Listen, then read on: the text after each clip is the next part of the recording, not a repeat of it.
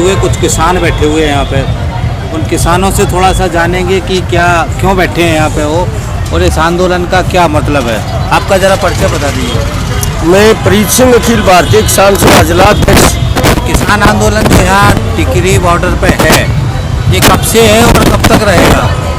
ये जो है ना, इसमें 1 महीना हो गया। पिछली 26-27 तारीख को यहाँ पड़ाव हो गया था, 1 महीने से ऊपर चला गया। ये तो मोदी जी के हाथ में है कि कब तक चलेगा। जब तक सरकार नहीं मानती तब तक चलेगा। वो क्या मानना है? सरकार को मानना है ये जो कानून बनाए गए हैं, ये तीनों के तीनों खेती विरोधी हैं और जनता के विरोध के हैं ये। इसलिए ये जो है वापस करवाने की मांग है किसानों की। मजदूर भी उसमें शामिल है, नौजवान हैं, छात्र हैं, सभी के ये खिलाफ है। तो हिंदुस्तान की आम जनता की ये मांग है कि ये काले हैं कानून, ये देश को तबाह करेंगे, मंडी को बर्बाद करेंगे, खेती को बर्बाद करेंगे। ये वापस सरकार ले। ये सरकार की, मोदी जी की जो सरकार है, ये तो उसके लेवल की बात है, वो कद वापस लेती है। बाकी किसान तो अब दिल्ली से यहाँ तक से जाएगा नहीं, वो तो पूरी तरह मांग अपनी नहीं तरह स्वीकार सरकार कर लेती, तरह वापस नहीं जाएगा। सरकार ये कह रही है कि किसानों को ये समझ में नहीं आया कानून में किसानों के लिए ही मोदी जी ने बनाए हैं। ये जो कह रही है सरकार, या सरकार के समझ में नहीं आ रही, किसान के समझ में तो आई हुई है। क्योंकि किसान तो कोई अनपढ़ नहीं है, PhD है, LLB है, वकील है, वो भी खेती करते हैं, वैज्ञानिक है, वो भी खेती करते हैं। या केवल मोदी सरकार के समझ में ना आ रही कि तू इस जनता ने गलत राह पे देश ने ले जाने लग रहे हो। ये किसान की तो समझ में आ गई। किसान ने तो यह बता दी कि ये बिल्कुल खेती ने, बाजार ने, मंडी ने तबाह कर देंगे। लेकिन जब सरकार के समझ में आने की बात है, किसान के तो आगे समझ में। ये इतना कई लाख लोग जो बैठे हैं 1 महीने से ऊपर, पंजाब के किसान तो 4 महीने हो गए। पहले वहाँ रेल की लाइन के ऊपर थे, 1 महीने से ऊपर यहाँ हो गया। ये कोई बिना समझ बैठे हैं क्या? इसके समझ में आ रही है कि नुकसान करेंगे। या तो सरकार ने समझना, सरकार की समझ में कहीं न कहीं फाल्ट है, गड़बड़ है। अभी ये जो मोदी जी कह रहे हैं कि वो 1 लाख करोड़ का प्राइवेट कंपनियों का निवेश ला रहे हैं ग्रामीण क्षेत्र में, ताकि ग्रामीण क्षेत्रों का, किसानों का विकास हो।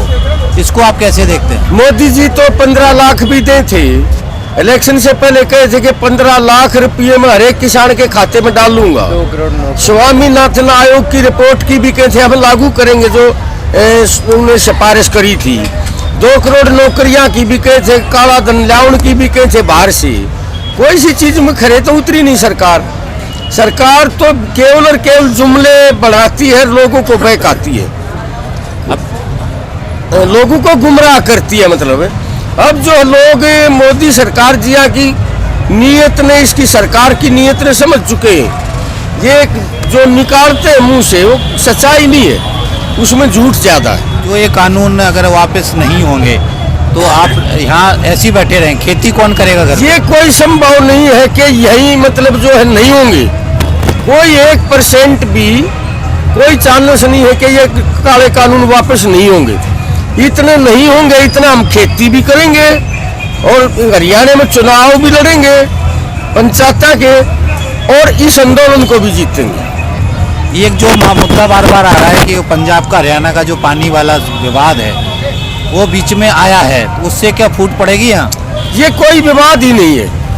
ये केवल और केवल आंदोलन को कमजोर करने की नीयत से सरकार के लोग कह रहे हैं, बीजेपी के RSS के लोग कह रहे हैं हमें जमीन ही नहीं बचेगी, जमीन ही कंपनियां ले जाएंगी तो हम पानी के क्या क्या करेंगे? ISYL का जमीन बचेगी जब भी तो पानी चाहिएगा।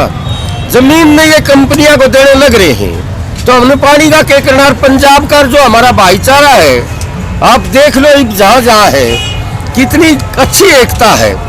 पंजाब तो ये कहने लग रहा है कि इस जो मसला है जो पानी का ISYL का, ये आंदोलन जीतने के बाद हम उस पर भी मिल बैठ के बात करेंगे। हरियाणा का जो पानी है हम हरियाणा को देंगे, कोई उसमें दिक्कत नहीं आने देंगे। मोदी सरकार से तो पानी आया नहीं, पंजाब में भी रैली इनकी सरकार, हरियाणा में भी रैली, केंद्र में भी रैली, सुप्रीम कोर्ट ने भी कह लिया।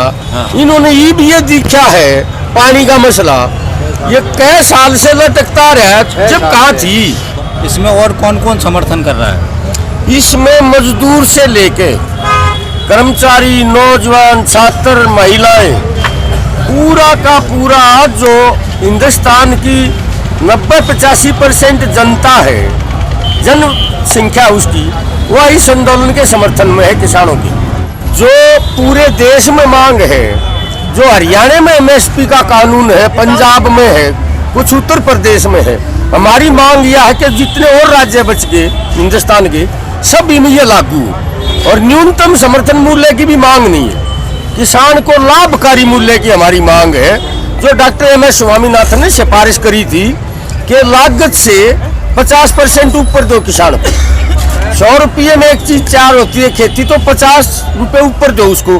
टोटल खर्चा जोड़ो उसका, जमीन का किराया भी, परिवार की जो है ना दिहाड़ी भी जोड़ो उसमें, और मशीनरी की घिसाई भी जोड़ो उसमें, और बैंक का ब्याज भी जोड़ो उसमें। पूरे देश में ये एमएसपी का कानून लागू होना चाहिए।